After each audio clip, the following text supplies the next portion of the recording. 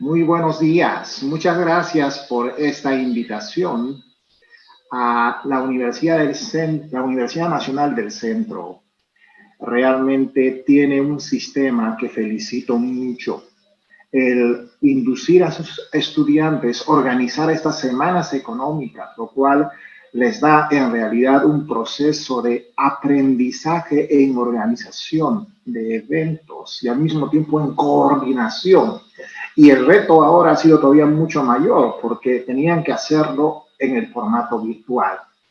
La forma como veo que se está desarrollando esto implica pues todo ese compromiso que ustedes han puesto en este evento y felicito a todos ustedes, a la junta directiva y también obviamente a la Facultad de Economía que seguramente los está apoyando bastante activamente. Bueno, de mi parte, voy a presentar la política monetaria de los bancos centrales ante el COVID-19 y voy a concentrarme obviamente en lo que el Banco Central de la Reserva del Perú hace en esta oportunidad. Pero antes quisiera compartir con ustedes, pero esto no me deja dejar de compartir, voy a compartir con ustedes pueden ver, ¿verdad? El artículo del New York Times. Quiero estar seguro. Sí, confírmenme si pueden ver el artículo del New York Sí, Times. sí lo podemos observar, doctor. Muy bien. Primero quiero mostrarles aquí un estudio que se hizo por investigadores que luego el New York Times lo publicó, utilizando el famoso concepto del Big Data. Big Data es información de alta frecuencia y al mismo tiempo que puede cubrir espacios abundantes, ¿verdad? Y que puede traer valiosísima información para estudiar y por consiguiente luego recomendar políticas. En este caso, ellos han utilizado los movimientos de las personas a través de los celulares y de esa manera han estudiado la forma como aun cuando se ha impuesto un conjunto de restricciones de viaje, ¿verdad? Sin embargo, eso no ha sido suficiente, no ha sido suficiente para detener la expansión del virus. Entonces, aquí en este estudio se analiza el movimiento de las personas, de cientos de millones de personas, para ver de qué manera se expandió el virus. Parece simple, paraliza los viajes y de esa manera seguramente puedes paralizar la expansión del virus a lo largo del mundo. Pero veamos por qué no fue posible. En primer lugar, se sabe que hay un mercado de productos marinos, Huanan, en la ciudad de Wuhan, en China. Esta ciudad es de 11 millones de habitantes y además es un centro de transporte en China y también es un centro de transporte global. ¿De acuerdo? Entonces, ahí se encontraron inicialmente 4 casos, que luego se convirtieron en docenas a fines de diciembre. Los doctores no podían entender de que el tratamiento normal para enfermedades de neumonía no funcionaba en este caso a los tratamientos usuales que ellos implementaban. Obviamente, el verdadero tamaño del surgimiento de este virus entonces ya era mucho mayor. Era pues un sistema invisible de redes que se iban expandiendo hasta cerca de 1000 casos o quizás muchas veces más que esos casos, de acuerdo a las estimaciones hechas por el centro Hutchinson Center of the University of Washington, ¿verdad? Y también de Johns Hopkins. Obviamente, con cada paciente infectando a 2 o a 3 personas en promedio, inclusive una respuesta perfecta no necesariamente podría contener el esparcimiento de este virus. Pero los chinos todavía no alertaron al público sobre los riesgos en diciembre, sino hasta el 31 de diciembre cuando alertaron al Organismo Mundial de la Salud y obviamente diciendo que probablemente sea prevenible y controlable. obviamente, no podía ser más inadecuado el momentum en el cual surge esta pandemia, porque cientos de millones de personas estaban a punto de viajar a sus ciudades de origen por el año nuevo lunar. Entonces, más o menos en enero, el 1 de enero, de acuerdo a los análisis, ¿verdad? Y utilizando datos de Baidu y las principales empresas de telecomunicaciones que realmente hacen un seguimiento a los movimientos de millones de teléfonos celulares. Ustedes pueden ver en este gráfico la forma como la gente se iba movilizando de Wuhan a Chengdu, a Beijing, ¿verdad? Y así a Shanghái, a otras ciudades, ¿de acuerdo? Y se sabe que por lo menos 175,000 personas salieron de Wuhan justo ese día, el 1 de enero, de acuerdo a estos hallazgos.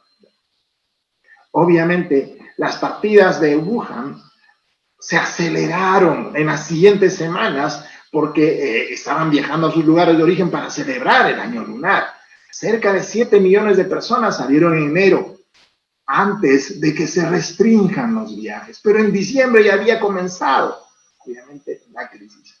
Miles de esas personas ya estaban infectados. Los puntos rojos que aquí han identificado en este estudio son personas trasladando el virus y no se los podía identificar.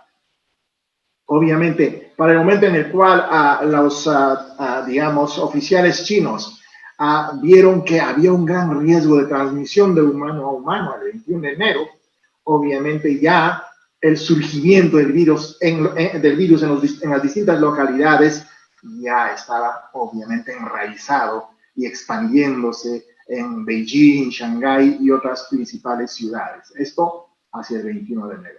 2 días después, las autoridades decidieron cerrar completamente, hacer la cuarentena total estricta en Wuhan, y muchas otras ciudades siguieron a ese proceso.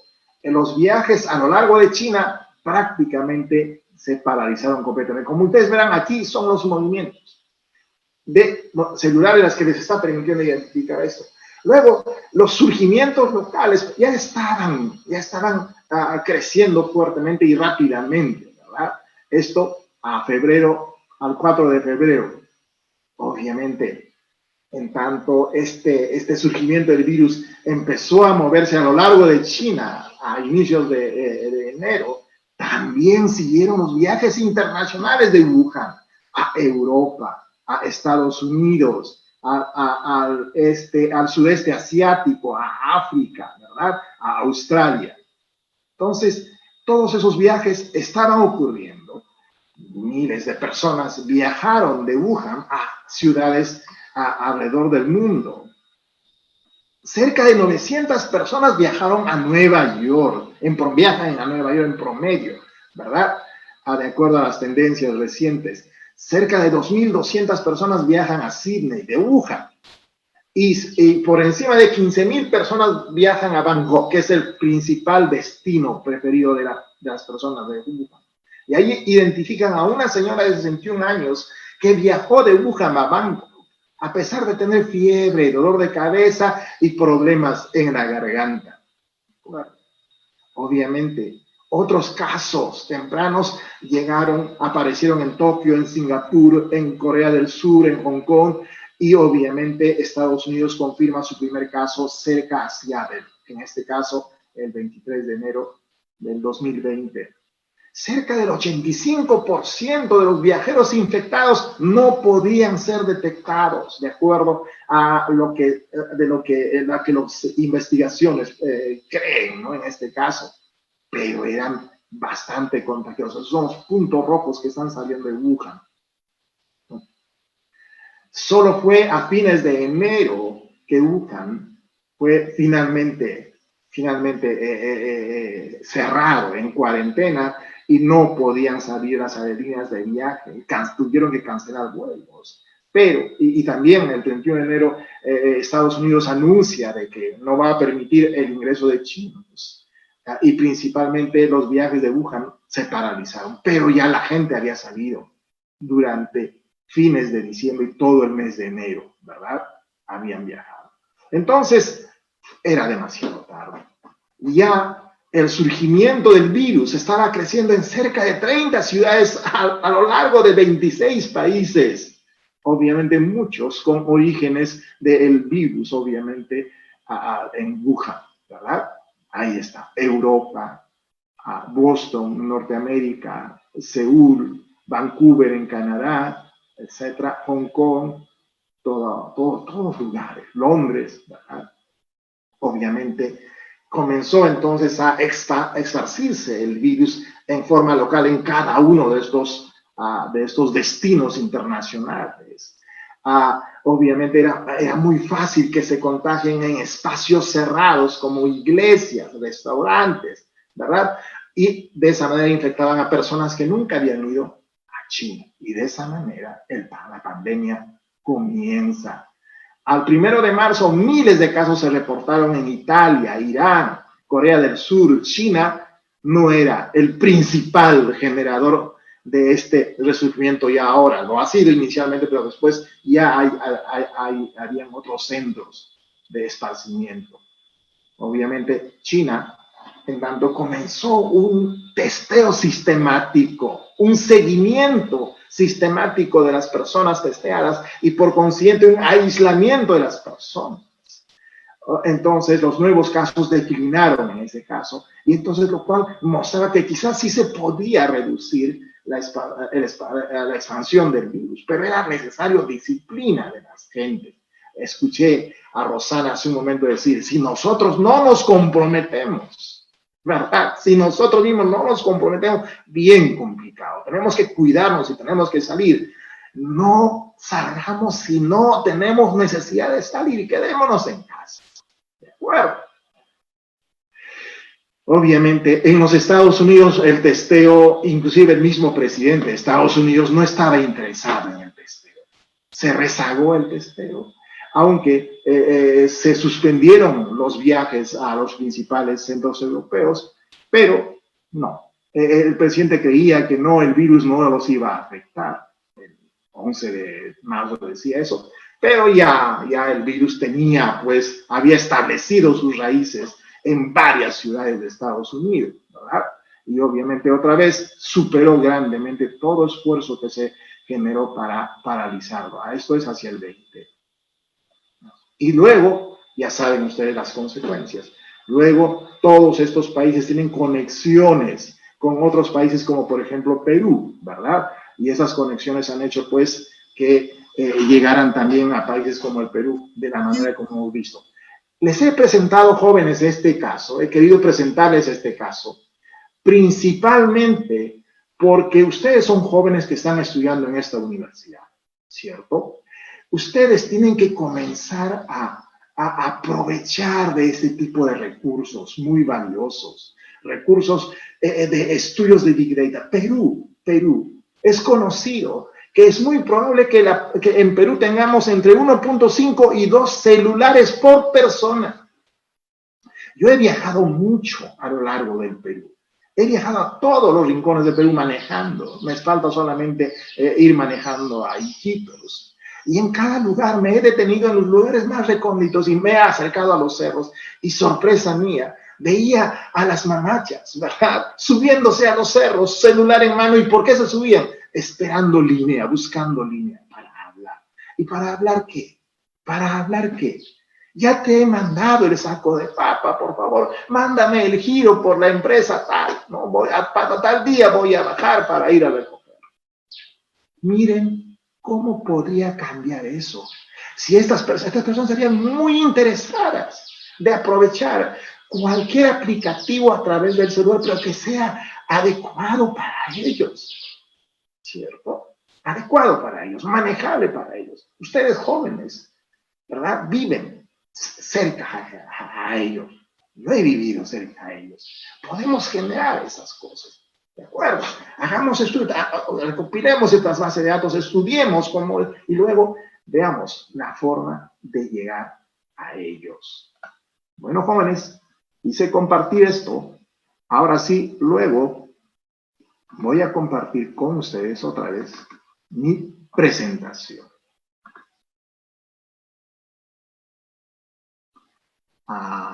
Espero que nos alcance el tiempo. Bueno, aquí, felizmente, soy el último expositor y creo que me puedo ir hasta las 2 de la tarde, ¿verdad? Bueno, he querido poner aquí las monedas. Generalmente el Banco Central no pone las monedas en sus presentaciones. Yo he querido ponerlo porque quise resaltar la figura de Nico, ¿verdad? Y lo puse ahí adelante. ¿Por qué lo hice?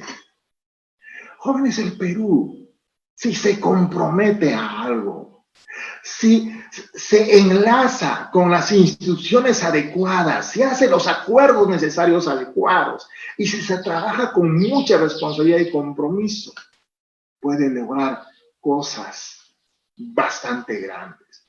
Y una de esas cosas bastante grandes han sido los Juegos Panamericanos, ¿verdad?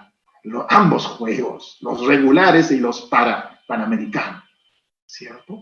Fue impresionante. El mundo se quedó impresionado, lo que Perú era capaz de hacer. Bueno, pues, este es otro momento en el cual todos nos necesitamos a nosotros mismos para volver a hacer estas cosas. Repasemos por los caminos que hemos andado para organizar esos juegos, cada uno de esos pasos, ¿verdad? ¿Cuántos de ustedes, verdad? En realidad, gente que ha estado en Lima, ¿cuántos de ellos habrán participado, estudiantes, verdad? Habrán participado como voluntarios en esta organización y en las mismas actividades, recibiendo a las personas, dirigiéndolas, etc. Es un ejemplo, y he querido resaltarlo. Es un ejemplo de que Perú es capaz de hacer. Y estos momentos nos necesitamos todos. ¿De acuerdo? Por eso quise poner aquello. Bueno, no puedo hablar de la política monetaria del Banco Central sin antes hablar del rol, del objetivo de la política monetaria. Como ustedes saben, es el de preservar la estabilidad monetaria. Y esa preservación de la estabilidad monetaria tiene dos elementos fundamentales. El principal es el de la estabilidad de precios, el que la inflación sea la más baja posible. Obviamente, ese rol el Banco Central lo ha cumplido durante los últimos 25 años. La inflación promedio en el Perú está por debajo del 3%, 2.75, 76%. Ustedes jóvenes, ¿qué edad tendrán en promedio? Obviamente son una generación de estabilidad de precios. Cuando el Banco Central consigue preservar la estabilidad de precios para un horizonte temporal largo, hace que las personas cambien su horizonte temporal, su visión en el tiempo entre el corto y el largo plazo. Antes, con altos niveles de inflación, su visión, ¿verdad?, eran bastante corta, estaba centrada en el corto plazo. Muchos estaban centrados en la sobrevivencia. Y algunos de nuestros peruanos se han quedado en esa etapa. Míralos nomás vendiendo caramelitos, galletitas en las esquinas cuando podrían hacer ya otras cosas. Ya salir de esa actividad de sobrevivencia. Pero muchos ya lo hicieron. Muchos padres se dieron cuenta que luego de alcanzar la estabilidad, ¿verdad?, de precios, ya no necesitaban, podrían ellos mismos sacrificándose, esforzándose, ya no necesitaban seguir utilizando a sus hijos en esa sobrevivencia. Podían mandar a sus hijos a las universidades. El resultado, obviamente ustedes, ¿verdad?, muchos de ustedes, muchos de nosotros. Entonces, la estabilidad de precios bajo un nivel de riesgo es fundamental. Cuando los precios suben, el riesgo es terrible porque en una economía, en una sociedad como la nuestra, donde la distribución del ingreso lamentablemente es desigual, muy desigual, las masas más pobres se empobrecen mucho más, porque ellos, ¿verdad?, cuando suben los precios, cada vez comprarán menos. Los grupos poblacionales con mayores ingresos se protegerán contra la inflación. Entonces es fundamental esa parte del objetivo. Pero ahora, esta gran pandemia, este gran choque, se centra en este otro objetivo del Banco Central. El que el sistema de pagos, el mercado de dinero y el mercado crediticio operen se desenvuelvan dinámicamente, que no se constituyan en algún tipo de restricción para el desenvolvimiento de la economía. Allí se centra el gran choque provocado por el coronavirus.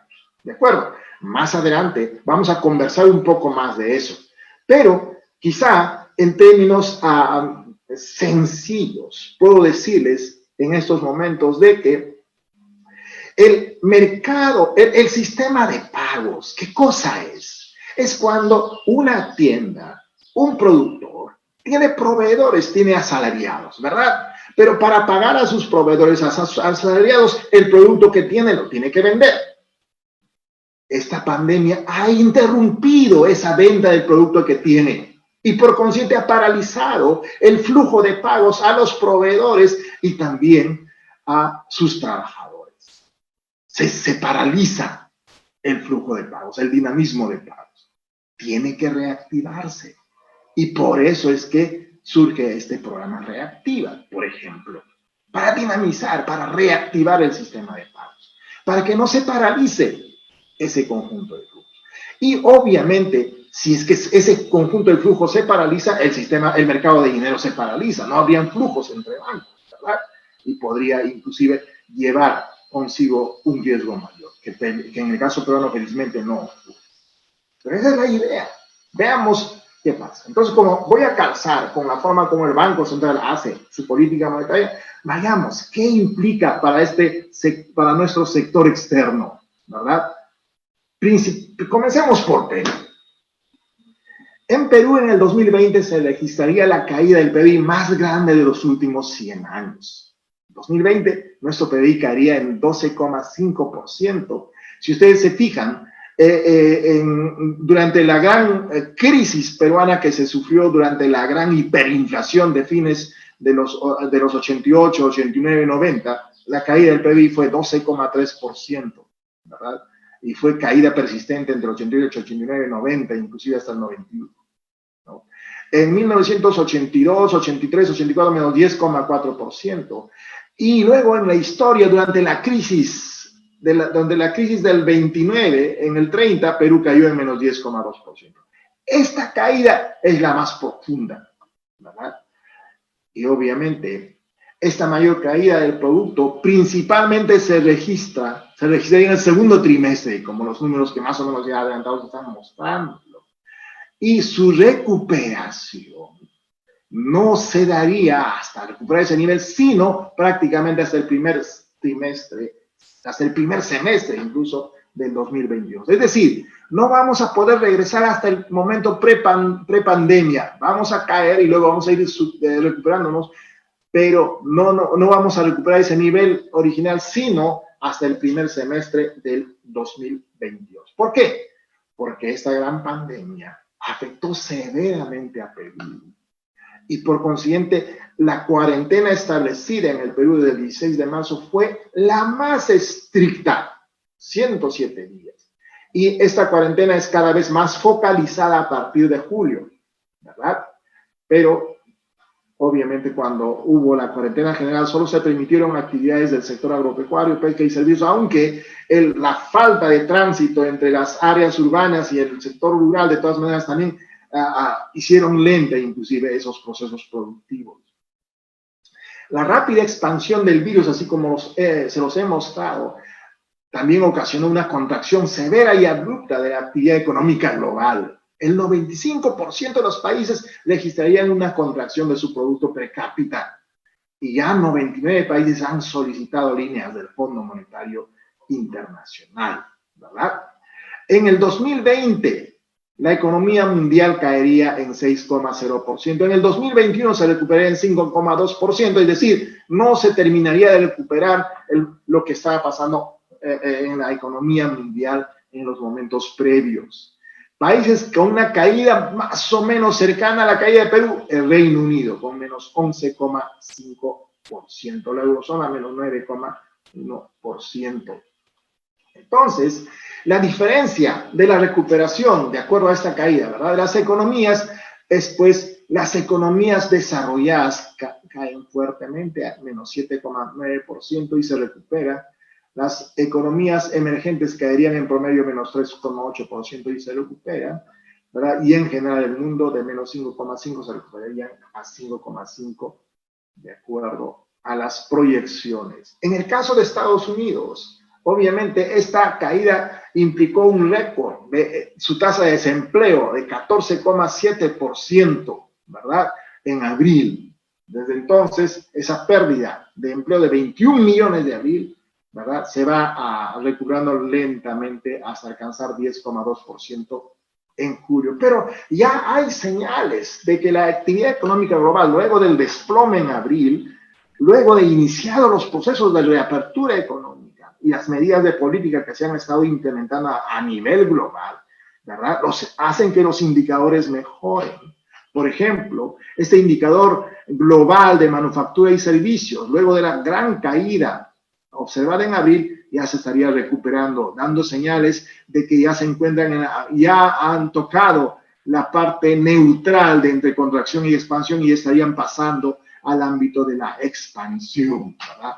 Lo mismo pasaría en el caso de los servicios, con excepción de algunos países, en este caso China, la eurozona, estarían ya en el punto neutral. Estados Unidos todavía no, Japón tampoco, India bastante por debajo todavía. ¿Verdad?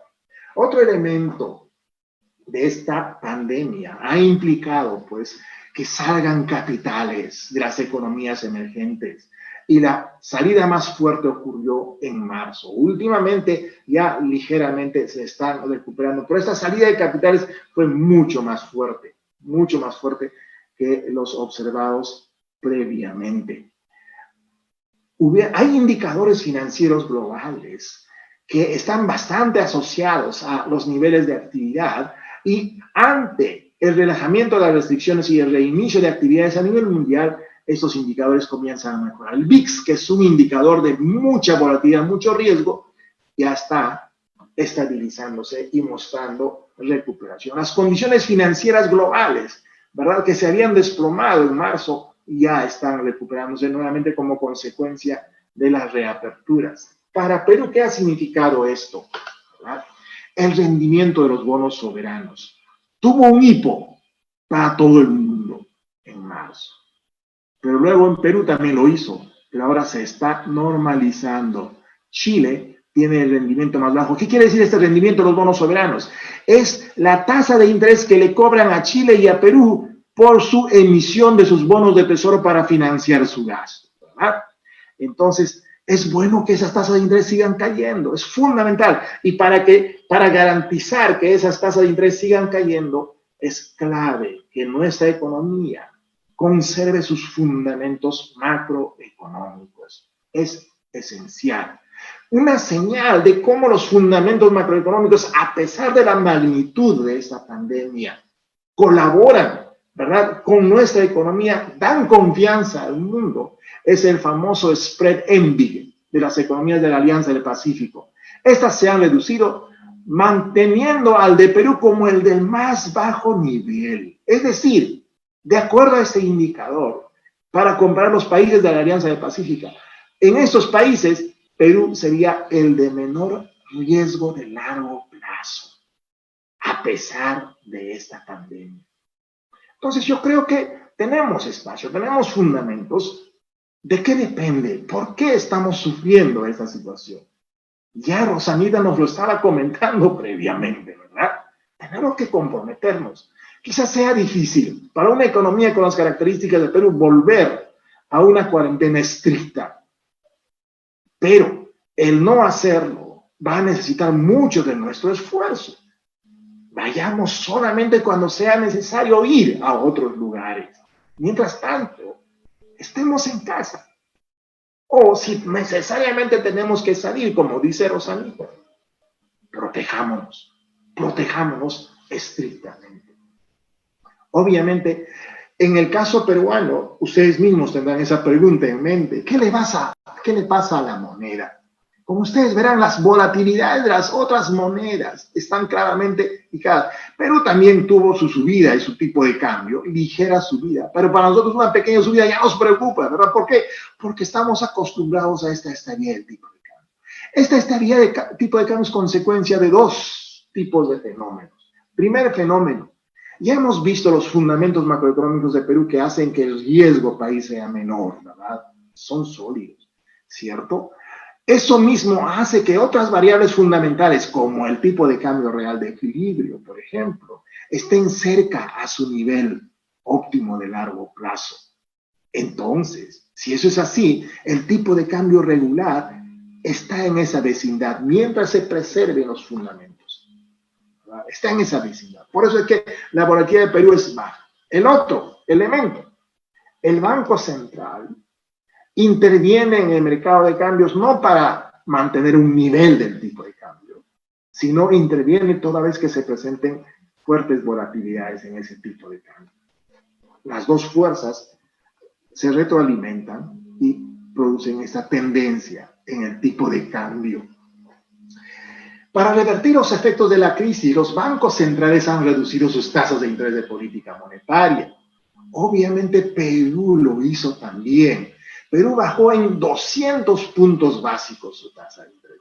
Comenzó su primera bajada en marzo precisamente, a inicios de marzo, que siempre es a inicios de marzo que el Banco Central se reúne, inclusive fue una reunión extraordinaria, ¿verdad? La que hizo el Banco Central para bajar la tasa de interés en 100 puntos básicos de 2.25 a 1.25, y otra reunión extraordinaria en medio de la Semana Santa mismo, el Jueves Santo, hizo otra reunión y bajó la tasa de interés a 0,25%.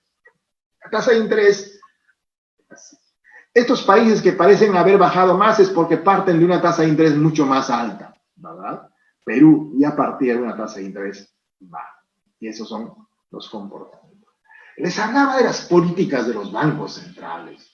Los bancos centrales en el mundo desarrollado, por ejemplo, al haber bajado sus tasas de interés prácticamente a cero, apelan a instrumentos, herramientas menos convencionales para que garanticen el funcionamiento de esa cadena de pagos, que el sistema de pagos funcione bien, que el mercado de dinero funcione bien, para que el mercado de crédito funcione bien, siga operando y no se detenga la cadena de pagos, que es clave en este caso.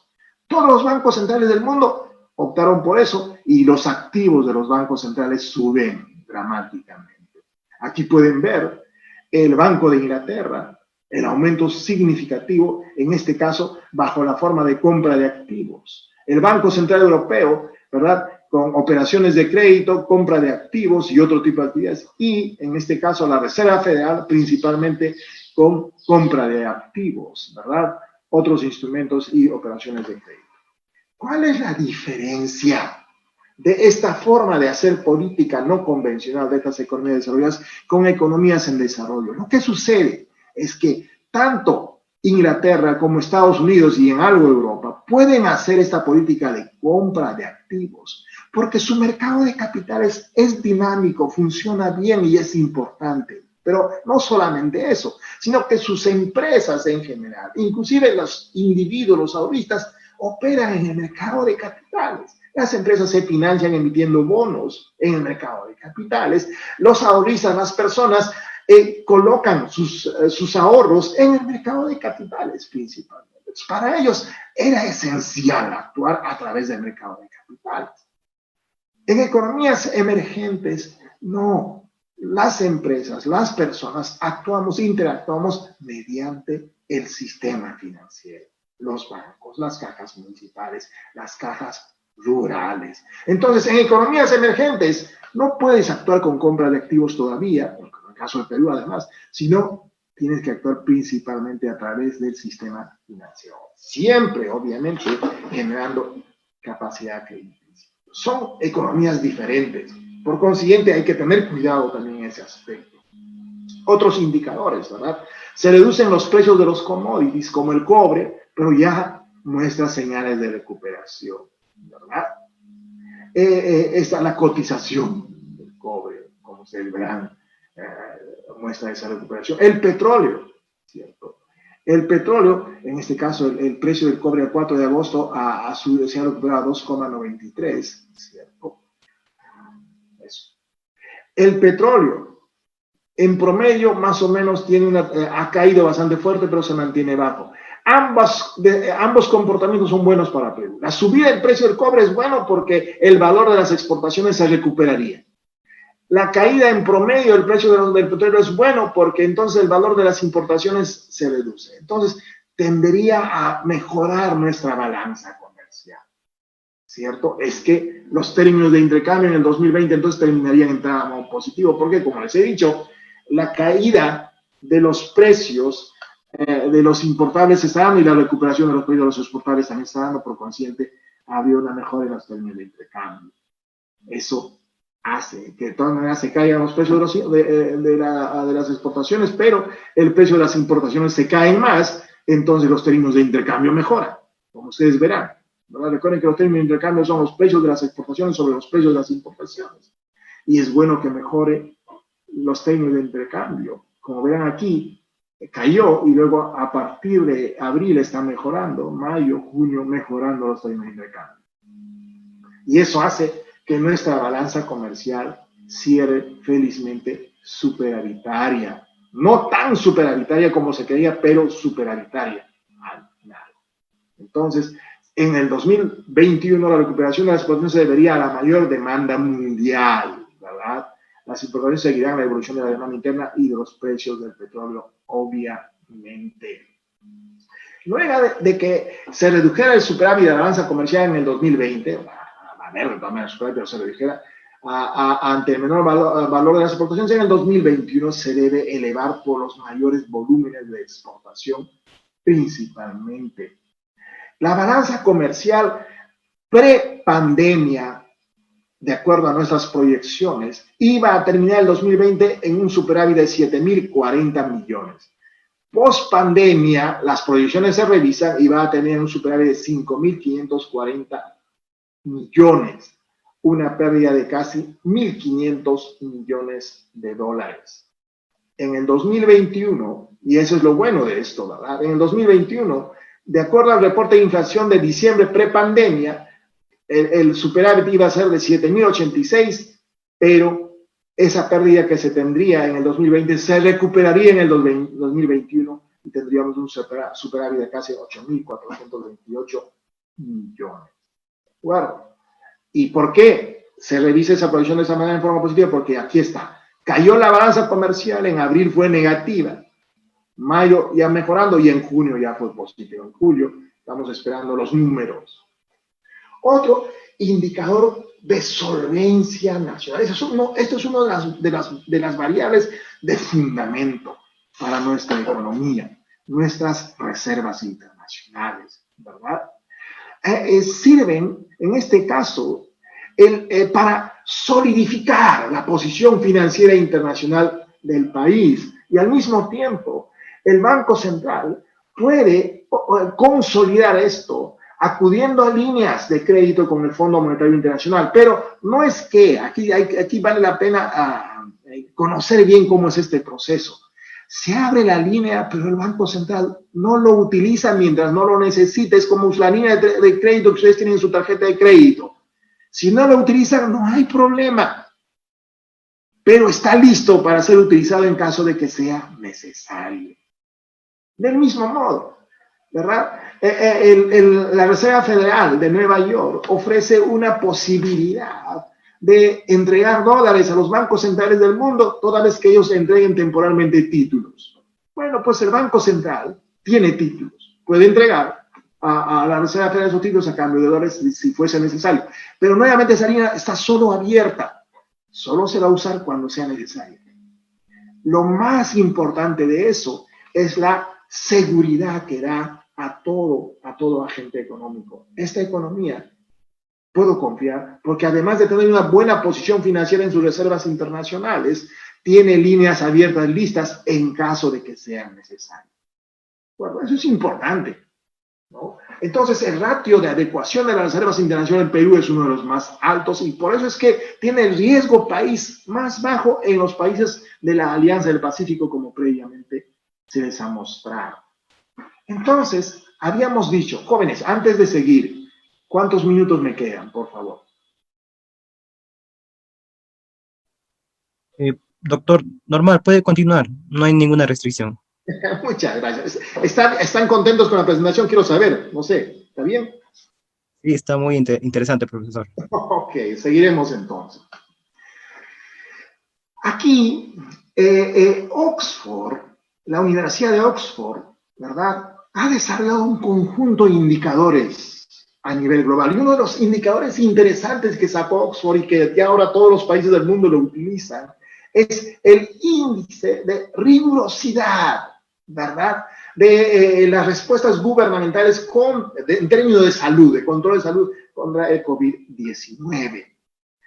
Perú, ¿verdad?, fue uno de los primeros con respecto a sus pares de la región en adoptar una posición más estricta y más extensa de esa posición estricta. Últimamente ya la está relajando relativamente, pero sigue siendo, hacia el 1 de junio, seguía siendo los más altos. Ya a partir de julio se viene relajando más. Esto, Perú ya debe estar más o menos como en 78%, 80% ahora, ¿no? Estaba buscando una versión actualizada de esto, pero no la tenía en términos de gráfico. ¿Qué ha significado para Perú este gran golpe? Ha sido el más golpeado. Otros países como Colombia, por ejemplo, tenían sus obras de infraestructura activas. Los call centers, restaurantes desde un inicio estaban operando y desde junio los centros comerciales y los museos operaban. México, obras de infraestructura, producción de cemento, transporte aéreo y terrestre activos. Argentina, obras públicas, restaurantes y servicios de delivery de bienes de primera necesidad desde abril, venta de materiales de construcción. Chile, desde un inicio se permitió la operación de un gran número de actividades, aunque Chile en estos momentos está entrando en una restricción mucho más estricta, porque ha estado aumentando sus casos, ¿verdad? Eso. Entonces, obviamente, para los países de la región, esto ha implicado, pues, caída en su nivel de actividad. Ustedes como estudiantes deben estar pensando, ¿qué tipo de choque es esto? ¿Es un choque de oferta? ¿Es un choque de demanda? Comienza como un choque de oferta, porque para evitar la expansión del virus, el gobierno decreta, todas las empresas se paralizan, no, sus trabajadores no deben ir a trabajar, se quedan en casa para evitar la expansión del virus. Es un choque de oferta. Luego se convierte tiene como efectos endógenos una contracción de demanda y hasta se puede traer como correlato choque de demanda. ¿Por qué? Porque esos trabajadores, si es que estas empresas no reciben, ahí está el caso de la cadena de pagos, ¿verdad?, no reciben ingresos de ventas, no pueden pagar a sus trabajadores. Si no pagan a sus trabajadores, muchos de ellos perderán el empleo, baja el ingreso, baja la demanda. ¿De acuerdo? Y si además los agentes económicos cambian su percepción de riesgo y dicen, o mejor me convierto más ahorrativos por lo menos en los próximos 3, 4, 5 años, entonces cambian sus preferencias y se convierte en un choque de demanda adicional. Chile, entonces, cae de esta manera, de acuerdo en función más o menos a cómo iba desenvolviéndose la cuarentena, y Perú pues tiene la mayor caída en abril del 2020. ¿De acuerdo? Sin embargo, en el caso de Perú, ya hay señales de reactivación, ¿verdad? La mayor contracción de la actividad se habría dado efectivamente en abril y las señales de los indicadores líderes, como por ejemplo el consumo de electricidad, da una reversión importante desde mayo, siguiendo la flexibilización de las medidas que se han señalado y el consumo de electricidad empieza a recuperarse de acuerdo a las fases, y ahora solamente está en una caída de menos 3,1, luego de haber caído casi hasta 33,8, ¿verdad?, a un nivel de una variación de 33,8 por las fechas. Las transacciones con tarjeta de crédito, ¿verdad?, habían caído bastante y están recuperándose. Son indicadores. Pero la demanda interna del primer semestre del 2020 estaría marcada por la reducción en los ingresos de los hogares y la pérdida de empleos. La PEA ocupada de Lima metropolitana se contrae drásticamente. La masa salarial también. Entonces ese es el efecto ingreso como correlato que genera pues caídas en la demanda. Pero ya las expectativas de situación económica familiar futura, por ejemplo, habían entrado en tramo pesimista. Con esta pandemia ya se han estado recuperando y se están recuperando. La expectativa de las empresas, ¿verdad?, acerca de la economía en los próximos 3 y 12 meses se había caído por el debajo del tramo gris, en el tramo pesimista hacia 3 meses y ya está en el 35%. En el caso de 12 meses ya está en el tramo optimista otra vez, ¿no? La demanda interna y el PBI. Prepandemia, ¿verdad? Prepandemia, la demanda interna iba a crecer 3,7%. Pandemia hace que la demanda para el 2020 caiga en 11,9%. La recuperación sería en el 2021. Prepandemia, la demanda interna iba a crecer 3,8%, pero con la pandemia se recuperaría en el 2021 9,9%. Va recuperando un poco parte de esta caída, pero no será sino hasta el primer semestre de 2022 donde se terminará de recuperar la economía. La inversión privada, ¿verdad?, el sector minero, los otros sectores, la inversión privada total, como ustedes verán, cómo se desenvuelve en este escenario. 2021 que sería 20%, pero en el 2020 se cae 30%. Y la que cae más fuertemente, pues la de los otros sectores, cae el sector minero también, ¿no? Eso es, la inversión pública, ¿cierto? La inversión pública en el primer semestre del 2020 cae en menos 33,8%, en el segundo semestre se recuperaría a 6,9%, pero en promedio en el año caería en menos 8,5%. 2021 subiría en 9%. Aquí va, la inversión pública va a ser clave para la recuperación. Es fundamental recuperar la inversión pública porque tiene efectos colaterales adicionales, ¿verdad? La inversión pública en infraestructura genera empleo, pero al mismo tiempo genera elevación de productividad. Hace un momento escuchaba a Rosana contestar una pregunta sobre el bono demográfico, ¿cierto? Es importante que esa capacidad productiva de los jóvenes, que son más abundantes que los dependientes, ¿verdad?, tenga un correlato con otro tipo de, por ejemplo, esta es la inversión en infraestructura, y que además eso al mismo tiempo va a aumentar demanda y en el largo plazo eleva más productividad porque tienes disponible infraestructura, carreteras, salud, etc. Pero buena, bien hecha, ¿verdad? Bien hecha. Quizá aquí rápidamente pasamos, deben haber personas que van a presentar al respecto, ¿verdad? El resultado económico del sector público no financiero para el 2020 menos 9,7% y pasaría a menos 4,2% en el 2021. Antes de la pandemia se creía que iba a ser un déficit de menos 1,7% y bajaría a menos 1,6%, es decir, estaríamos dentro de los márgenes de acercarnos a la estabilización fiscal, que es lo que el Perú tiene como su bandera también en los fundamentos macro, pero la pandemia ha hecho que esto tenga este comportamiento. El impulso fiscal sería moderado, ¿verdad? Tenemos para el 2020 de 1,8, contractivo 2021, o expansivo no, en el 2020 y contractivo en el 2021. Pero el incremento de la deuda pública del sector público sería menor por el uso de los depósitos del sector público. ¿Qué está haciendo el sector público? Está usando sus depósitos en el Banco Central. ¿Y cuándo ha acumulado esos depósitos? En el periodo del boom de commodities, ¿verdad? Tenía más ingresos, entonces lo iba depositando y ahora es el momento de utilizarlo. Y lo está utilizando, ¿verdad? Lo está utilizando. Entonces, la deuda como porcentaje del PBI pasaría del 2019 de 26,8 a 33,9. Bueno, pero principalmente porque estás usando tus depósitos, ¿cierto? Y luego bajaría a 33,1 en el 2021. Aquí hay un dato interesante, ¿verdad? Recuerden que el Estado emite bonos soberanos para financiar a parte importante de sus gastos. Y los que participan en la tenencia de estos bonos soberanos son principalmente no residentes. Ellos en su participación habían subido a este nivel. Habían estado bajando en el 2019, otra vez recuperamos acá y luego con la pandemia se cae. Pero no se cae tanto y se está recuperando. Es una señal de la confianza que ellos tienen en el país. Bueno, política monetaria. Es decir, ¿por qué es bueno que ellos tengan nuestros bonos. Bueno, pues es bueno que alguien nos compre para financiar nuestros gastos sin agotar recursos propios internos, ¿sí o no? Es bueno. Y a una tasa de interés baja.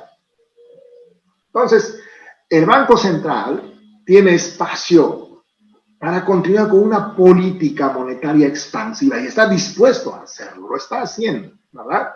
Va a mantener su tasa de referencia en 0,25% por un buen tiempo y más bien seguirá con estas operaciones de inyección de liquidez y de esa manera asegurará que la tasa de interés real esté en ese tramo negativo, ¿verdad? Bastante expansivo, ¿cierto? El Banco Central, ¿verdad?, está desarrollando ahora una política monetaria no convencional. La idea es mantener, como les decía hace un momento, ¿verdad?, mantener la fluidez del sistema de pagos. Esto me está... Mantener la fluidez del sistema de pagos. Ya, ahí está. De la cadena de pagos y, obviamente, el mercado de dinero y el mercado de crédito, mediante inyección de liquidez a plazos, con una variedad de instrumentos, como los repos de garantía, repos de cartera con garantía del gobierno, asociados al programa Reactiva Perú. Antes habíamos visto cómo las economías habían estado financiando, ¿verdad? Habían estado financiando con este tipo de créditos, en el caso de Europa casi hasta el 12%, en el caso de Estados Unidos casi al 14%, en el caso de Inglaterra casi al 10%, Perú casi el 10% de su PBI, ¿verdad? Si nosotros actualizamos este indicador, esto ya está casi en 10% de su PBI, 10.2% de su PBI con esos apoyos, ¿verdad?, financieros, de liquidez. Y está bien, o sea, tenemos espacio, ¿verdad? Y fíjense lo que eso significa. Esta ha sido la evolución de las operaciones de reporte del Banco Central, de distintas operaciones de reporte, y eso significa reactiva, ¿de acuerdo? Un aumento importante en la disponibilidad de liquidez para este tipo de créditos. Y eso hace que Perú, si nosotros comparamos, por ejemplo, los agregados monetarios con respecto a los países, hace que su expansión monetaria sea de casi 22%, cercanos a lo de Estados Unidos 23%, Brasil 23%, y mayores que muchos otros países. ¿De acuerdo? El programa Reactiva. ¿Cómo funciona este programa Reactiva? La operativa es el siguiente. El BCR realiza una subasta de fondos a las entidades financieras. Y estos son asignados en función a aquellos que ofrecen la tasa de interés más baja para sus clientes. Es decir, ¿cómo es esto? El Banco Central dice, hoy día subasto 40.000 millones. Vengan, propongan. Pero la propuesta es la siguiente, es de tasa de interés. Yo le voy a asignar estos fondos a aquellos bancos que se comprometen a cobrar la menor tasa de interés a los clientes. La menor tasa. Ese mecanismo funciona y funciona bien. ¿De acuerdo? Esa es la idea. La institución financiera adjudicataria, una vez que recibe, al ofrecer la tasa de interés más baja a sus clientes, digamos, la autorización de que va a tener ese dinero, presenta a COFIDE, que administra el programa, la información de las solicitudes de crédito. COFIDE va a verificar que se cumplan todas las precondiciones establecidas en el programa, el monto del préstamo y la tasa de interés correspondiente, entre otras condiciones, y de si es que de ser aprobado, obviamente COFIDE entrega la garantía del gobierno nacional al préstamo. Al contar con la garantía del gobierno nacional, la institución financiera solicita posteriormente el fondeo del banco. Es decir, el Banco Central solo va a desembolsar lo que ya ese banco ha ganado. Va a desembolsar solo si le entrega la garantía que viene a partir de esa evaluación si cumple las condiciones. De esa manera opera esto, ¿cierto? La innovación a nivel global, y por eso es que a nivel global ya están felicitando al programa Reactiva de Perú, es que las subastas se han hecho así con tasas. Es decir, yo te voy a dar si es que ofreces la menor tasa posible a tus clientes, ¿no? Más adelante vamos a ver lo que eso significa. Es un programa amplio y de largo alcance, ¿verdad? A diversos tipos de instituciones financieras a la fecha, 26 entidades financieras, que son 9 bancos, 10 cajas municipales, 6 empresas financieras y una caja rural. representan el 97,7% del crédito a empresas a junio del 2020. Quienes se benefician todo tipo de empresas, incluso aquellos que operan en el marco del RUS, régimen único simplificado, e incluso otro tipo de personas que obtienen créditos personales, pero que reflejan ventas, ¿verdad? Más adelante, eso para la segunda etapa. Es de fácil acceso, en especial para empresas sólidas antes de la pandemia. Requisitos simples y de fácil verificación. Haber sido buen contribuyente y buen pagador antes del COVID. Información de nivel de ventas y de planilla. Excluye a empresas vinculadas a procesos de corrupción. Los gerentes generales de las empresas presentan una declaración jurada de no estar vinculadas a procesos de corrupción. Las entidades financieras presentan a COFIDE una declaración jurada de que las empresas solicitantes no estén en el ámbito de esta ley. Y después, obviamente, si es que hay dudas sobre eso, va a Procuraduría y luego ellos empiezan a hacer los seguimientos correspondientes. Se han adjudicado ya 53.000 millones en operaciones repo de cartera con garantía del gobierno nacional. Es decir, se anunció primero 30.000 y luego se amplió otros 30.000. De esos 60.000 ya se han adjudicado 53.000 millones. Y lo más interesante, la tasa de interés promedio de estas colocaciones fue de 1,35%. Es decir, en promedio los bancos se han comprometido a cobrar a sus clientes solo 1,35%. Es lo más importante. ¿Y cuáles son estos porcentajes de garantía? 80, 90, 95, 98. 98% es la garantía, la mayor garantía que se da, y es precisamente para las micro y pequeñas empresas que desde la perspectiva de los bancos aparentemente son los más riesgosos. Le da más garantía. Ahí está. Esas son las tasas de interés promedio que ellos obtienen, ¿verdad? De esta manera. Esto es de la fase 2 nada más. De la fase 2 se han convocado 45.100 millones y ya se han colocado 22.795 millones asignados. Pero todavía hay que esperar la evaluación de las carteras para poder finalmente liquidarlas, ¿no? Entregarlas. Todavía se está en ese proceso, ¿no? En total, ya se han convocado 82.379 millones de soles y se han colocado, como ya les había dicho previamente, casi 53.000 millones. Aquí está, ¿no? Las tasas de interés mínimas 0,5, máxima 4, promedio 1,35%. Lo más importante, por tamaños de empresas. El 97,1% de empresas de las MIPES son de las MIPES, como ustedes verán. ¿Quiénes son las MIPE? Son las micro y pequeñas empresas. 0,7% mediana y 2,2% grande. Claro que la diferencia está en sus ventas promedios, pero si ustedes se fijan acá, ¿no? Vamos a ver. Monto de crédito, 26.443 a los grandes y su ventas promedio 33.000. Si ustedes dividen, más o menos sale el 70%. Mediana, monto de crédito 2.500 millones.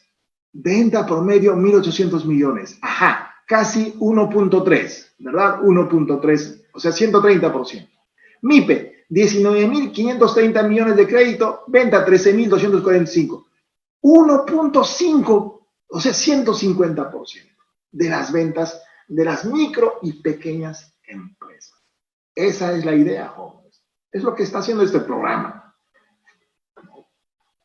En términos de empleo, las 193.305 empresas que recibieron el crédito de Reactiva Julio generaban 2,3 millones de puestos de trabajo antes de la cuarentena. ¿Se dan cuenta? Reactiva está llegando a empresas que generan empleo. La gran empresa genera 1.353.000 puestos de trabajo. La mediana, 71.000. Las MIPES, 892.000. ¿Verdad? Y así implica el premio. Lo más importante, lo que les decía hace un momento, ¿qué ha significado este programa? La reducción de la tasa de interés en moneda nacional, ¿verdad?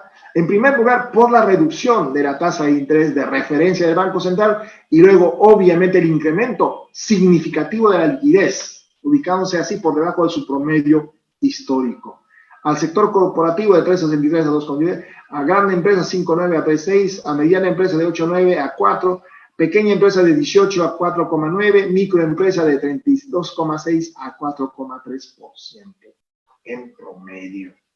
¿De acuerdo? El crédito al sector privado ha tenido un gran impulso, ¿cierto? De una variación para el 2020 esperada de 15%, ¿de acuerdo? Eso es, ¿no? Este comportamiento. Otro elemento fundamental que hay que cuidar para una economía como la peruana es asegurarnos de que la dolarización del crédito caiga. ¿Por qué nos preocupamos mucho del tipo de cambio, jóvenes? Algunos debemos todavía en dólares, otros estamos pensando, ahorraré en dólares, no ahorraré, ¿sí o no? No, denle validez a la solidez del sol, a la fortaleza de los fundamentos, ¿verdad? Hay que hacer eso. Entonces la desdolarización ayuda en ese proceso. Ha estado desdolarizándose la economía desde el 78% en el 2001 al 2019, casi al 26%, en el 2020 llegaría al 22,5% y se mantendría en ese nivel en adelante. Hay que seguir induciendo la desdolarización. La inflación está anclada, ¿verdad? Quizá baje la inflación como tendencia y se ubique en el tramo inferior de la meta, pero eso da espacio al Banco Central para hacer una política monetaria expansiva y colaborar con la parte fiscal, ¿cierto? Para que ambas sean. En realidad aquí alguien tiene que gastar, ¿verdad? Tiene que gastar y creo que debería ser estudiosamente gastado, no tirando más la plata, sino en qué puedo gastar que después eleve la productividad. Infraestructura, construye. Reactiva todos los proyectos de inversión que tenía el Estado. Vuélvelo a activar, reactiva y avanza. El Banco Central va a proveer la liquidez necesaria, ¿no? Porque las expectativas de inflación, miren cómo están. La proyección de la inflación, ¿cierto? En el horizonte de proyección, la inflación se ubicaría por debajo del 1%, el promedio inclusive, es decir, debajo del rango medio, hacia el 2021. Entonces, hay espacio para una política monetaria expansiva. La proyección de inflación tiene un sesgo a la baja, porque la recuperación podría ser más lenta. ¿Qué riesgos se enfrenta a estas proyecciones? Que haya un choque fuerte de demanda interna. Si es que hay demoras en el inicio de las actividades, en la ejecución del gasto público y en los desembolsos de créditos en la fase 2 del programa Reactiva. Felizmente, ya la fase 2 del programa Reactiva ya se han colocado casi 22.500 millones de los 30.000 de la fase 2. Eso hacía 52.500 millones entre ambas fases, es decir, solo falta poco, pero tiene que desembolsarse, y para desembolsarse tiene que terminarse de evaluar pues toda esa cartera de créditos que debe estar en proceso de evaluación. La demanda externa, ¿qué pasaría si es que los flujos comerciales se paralizan por la propagación del COVID, verdad? Entonces, obviamente, eso implicaría menores ingresos y contraería la demanda global. ¿Qué pasaría si hay choque financiero por correcciones abruptas en precios de activos? Eso generaría un riesgo financiero global. Jóvenes, el país tiene capacidad para hacer políticas fiscales y monetarias expansivas porque tiene sólidos fundamentos macroeconómicos. Se requiere, pues, de equilibrio entre cumplimiento de los códigos sanitarios. Ojo, equilibrio entre cumplimiento de los códigos sanitarios. Es una responsabilidad nuestra, jóvenes, es nuestra, ¿no? Y el reinicio eficiente de operaciones para lograr una recuperación de la actividad económica. La reversión del ciclo contractivo requiere que se continúe con políticas fiscales y monetarias expansivas. Es necesario que la inversión pública se agilice de forma rápida y efectiva, así como se reinicien pues los acuerdos públicos y privados. Es necesario mantener un marco económico y jurídico estable y predecible. ¿Quieres mantener esa estabilidad que has ganado en precios, en tipo de cambio, en el largo plazo? ¿Quieres mantener esa confianza? Mantén los fundamentos, no las debilites. Aprovecha esos fundamentos para impulsar tu economía fuertemente. Y, sobre todo, jóvenes, nosotros tenemos que poner mucho de nuestra parte. Comprometámonos entre todos, apoyarnos entre todos y salir de esto. Creo que este virus podría controlarse si todos nosotros hacemos una meditación personal y decimos, ¿qué estoy haciendo mal yo? ¿Verdad? ¿Qué no debo hacer y qué debo hacer? para mejorar esto. Hay oportunidades, solo está en nosotros en aprovecharlas y salir adelante. Muchas gracias, jóvenes. Bueno, agradecerle al doctor Zenón Quispe Misaico por la brillante exposición que ha realizado. La verdad es muy, pero muy completa todos los puntos de vista que ha tocado y ha mencionado. Creo que es muy interesante para nosotros como economistas tener este tipo de conocimientos. Y bueno, recalcando también el agradecimiento y la predisposición que siempre nos da, ¿no? El doctor Zenón Quispe Misaico a cada promoción de la Facultad de Economía. Y bueno, en referencia a esto, doctor, le voy a hacer 5 preguntas, ya que la ponencia así lo merita, ¿no? Y, a ver, doctor Zenón Quispe Misaico, nos hacen la pregunta de qué políticas se deben promover para beneficiar, sobre todo, a los productores agrarios de la región Junín, ya que estos son de gran importancia, sin embargo, son los más afectados y con menores ingresos per cápita. Con respecto a la segunda pregunta, nos hacen llegar, en términos de contribución al Producto Bruto Interno, ¿qué sectores económicos eh, que de reanudar sus actividades aproximadas al óptimo de su capacidad habitual implica el principal impulso en la reactivación de la economía nacional? Una tercera pregunta es, ¿cómo mejorar esas políticas convencionales en el caso de nuestra economía peruana emergente, sin ser un país muy dependiente de nuestros socios comerciales y enfocándonos en nuestra demanda interna? La cuarta pregunta que nos hacen llegar es una pregunta muy, pero muy interesante, tal vez, que dice, ¿qué efectos y a qué se debe el comportamiento de este tipo? ¿Y cómo está manejando el Banco Central las fluctuaciones del tipo de cambio ahora y al futuro? Y por último, tenemos una última pregunta en este caso, que nos hace llegar nuevamente Jorge. ¿Hasta qué periodo debe mantenerse la tasa de referencia a 0,25? ¿Y qué causas deben ocurrir para ello? Doctor, tiene la palabra. Muchísimas gracias por sus preguntas, muy buenas preguntas a decir y retadoras, por supuesto. ¿Qué políticas promover para beneficiar a los productores agrarios? Aquí siempre yo debo decirles varias cosas importantísimas, ¿cierto? Es importante promover políticas que eleven productividad. Es clave allí. Porque mientras tengas baja productividad, tus costos altos, costos de transporte altos, te van a pagar bajo por los precios, siempre vas a estar rezagado. Eso va a pasar. Tienen que haber políticas que le den productividad. Lamentablemente, pues el Banco Central no hace eso. Sería bueno invitar a estas conferencias a personas representantes del Ministerio de la Producción, ¿verdad? Para comenzar, ¿cierto? Del Ministerio de Agricultura, ¿cierto? Para que nos digan qué están pensando al respecto. Lo que sí les puedo dar, y de paso puedo añadir una respuesta con respecto a lo que se decía, si debemos depender de nuestros socios comerciales o no, ¿verdad? Si podemos buscar políticas hacia adentro que reactiven nuestra demanda interna. Bueno, pues, en verdad que nuestra demanda interna se reactive depende bastante de nuestra productividad. Ya Rosana nos decía, el famoso bono demográfico, ¿cierto? Jóvenes con capacidad, ¿verdad? De trabajo y capacidad de generar recursos con mayor productividad implicarían mayor demanda interna, ¿cierto? Esa parte. Y ustedes jóvenes ahí tienen una tarea gigante, porque tienen que combinar su actividad a mejorar su productividad, ¿verdad? Por ejemplo, muchos de ustedes se han elevado su productividad al conocer la manera de hacer este tipo de presentaciones virtuales, por ejemplo. Ya lo elevaron, tienen más capacidades ahora. ¿De acuerdo? Entonces, jóvenes, todo, pero hay que corregir un elemento distorsionante terrible en nuestro país. Todo con honestidad. Es clave, ¿no?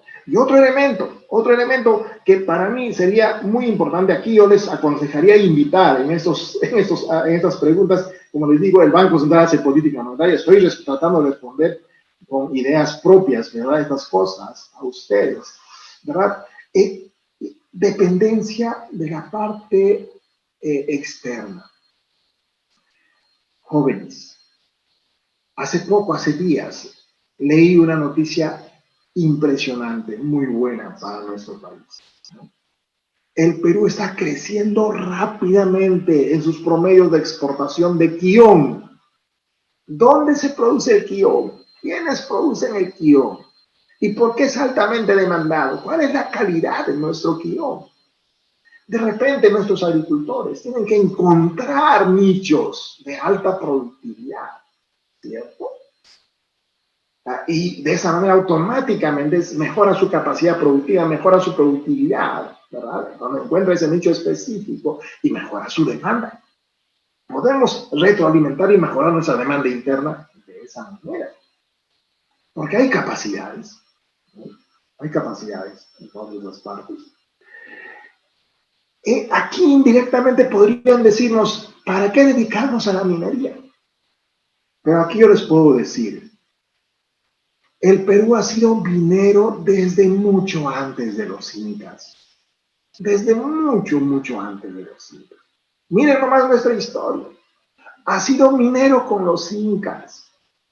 Ha sido minero en la colonia, por eso vinieron, por nuestros minerales. Somos mineros ahora y no creo que dejemos de seguir siendo mineros en adelante. ¿Cuál sería la diferencia? Es importante, por eso agradezco muchísimo esta pregunta. Pero hagamos lo que nuestros antepasados hacían. Cuidaban el balance entre esa actividad extractiva y el medio ambiente. Lo hacían ambos. Siempre lo han hecho, pero lo hacían bien. Cuidar ese balance, hacer que se cumpla el cuidado de ese balance. Porque a veces uno puede decir, no, que no se desarrollen estas actividades mineras, ya se prohíbe y luego van ahí los informales y empeoran todavía peor el medio ambiente. No, así no. ¿Cómo haces que realmente se dé efectivamente un elemento positivo? Porque tú puedes decir que no produzcan y luego los informales van y empeoran la situación. ¿Cómo conseguir que los informales se comprometan a formalizarse y que se comprometan a defender el medio ambiente y los formales se comprometan a defender el medio ambiente? Son recursos que están ahí, ¿no? Pero defendamos el medio ambiente. Las políticas comerciales, obviamente, nuevamente, quizá aquí a lo que Rosana nos decía, ¿verdad? Tuve la suerte de escuchar alguna parte de la presentación de Rosana, ¿cierto? En realidad, tenemos que ser muy específicos. En este escenario donde uno obtiene recursos cada vez más especializados, ¿verdad? Siempre va a tener excedentes de un tipo de producto. Lo vendo a mi vecino, ¿con qué me va a comprar? Pero sí, soy capaz de producir productos de alto valor alimenticio, naturales, ¿verdad? El mundo lo quiere, lo necesita y no afecta a nuestro medio ambiente, lo protege. Si podemos hacerlo, y el mercado mundial lo va a necesitar precisamente en estos fenómenos de pandemia, la gente va a cambiar sus patrones alimenticios a ese tipo de alimentos y el Perú tiene fortalezas allí, muchas fortalezas, ¿no? Somos productores de kiwicha, gran producto alimenticio. Somos productores de quinoa, no cometamos el error nomás de mezclar con cosas mal producidas. Perdemos mercado. Pero la quinoa negra, por ejemplo, la oscura, tiene un valor altísimo en el mercado, si es que es natural, ¿verdad? Creo que podemos elegir buenas opciones, pero sin necesariamente alejarse de ahí. Y ello mismo va a retroalimentar por sí mismo la demanda interna porque esas personas van a cambiar, ¿verdad? Van a cambiar sus fuentes de ingreso y va a retroalimentar. ¿Sí? Yo creo que debería haber una combinación, pero Os recomiendo pues invitar a las personas del Ministerio de la Producción, del Ministerio de Industria y Comercio Exterior, ¿verdad? Del Ministerio de Agricultura, del Ministerio de Energía y Minas, pero del Medio Ambiente, ¿verdad? Inviten también a ellos más adelante, que les aseguro que saldrían bonitas discusiones, ¿de acuerdo? Y aquí viene lo que le corresponde al Banco Central, el tipo de cambio, ¿cierto? El tipo de cambio, como ustedes saben, el Banco Central, ¿verdad? Ha visto que el comportamiento del tipo de cambio lo deja libre, en verdad, muchas veces, porque siempre no tiene mucha volatilidad y está cerca a ese nivel, ¿no?, invisible de equilibrio, ¿cierto? Entonces, no, pero cuando tiene saltos, el Banco Central interviene. ¿Y de qué manera interviene? Hace subasta, hace subasta. El Banco Central anuncia una subasta, por si acaso hoy día quiero comprar, no sé, pues, ¿no?, 20 millones de dólares. Ya participan los que quieran hacerlo. ¿Y qué cosa ofrezcan? Pues, ¿no? Pues, vienen y compran o venden, ¿verdad? Pero ¿por qué lo hace el Banco Central? Porque observa mucha volatilidad del tipo de cambio. ¿En qué escenarios? Supongamos que yo soy un profesor y como profesor me pagan mi sueldo en soles, pero como me movilizo bastante para enseñar, necesito un autito, un Yaris, ¿verdad? Entonces voy al proveedor del Yaris y el proveedor me dice, bueno, $10,000, $12,000, $15,000, dependiendo del tipo de Yaris, ¿verdad? $15,000. Pero me dice, pero te voy a prestar en dólares, ¿no? Y el 20% al contado y el resto crédito. Ahí está el banco. Ahí está el banco. Pero yo soy profesor, gano en soles. Tomo esa deuda en dólares. Tengo un riesgo en mi posición financiera. Porque ¿qué va a pasar conmigo si solo recibo mi sueldo en soles y el tipo de cambio más adelante sube? Mi deuda en soles va a crecer cuando mi ingreso no crece, porque me pagan en soles, ¿verdad? He tomado una deuda en dólares y mi posición financiera se debilita. Y si soy un productor, mi empresa se fragiliza y puede caer. En esas circunstancias es que cuando eso llega a un determinado nivel de volatilidad, el Banco Central interviene y dice, bueno, te voy a dar la oportunidad. Puedo intervenir por un tiempo, no puedo intervenir permanentemente porque no puedo detener el tipo de cambio. Sería luchar contra todos los dólares del mundo, y eso no es posible, ¿verdad? Por un tiempo.